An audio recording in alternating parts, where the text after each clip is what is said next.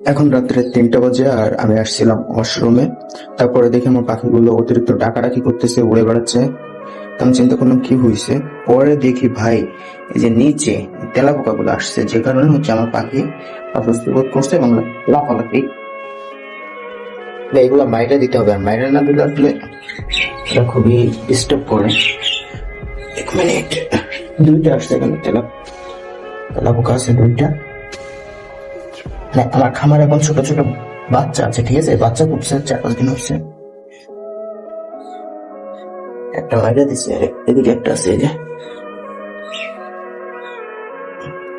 মানে আমার পাখিগুলো প্রচন্ড ভয় পেয়েছে ভাই, বলার বাইরে।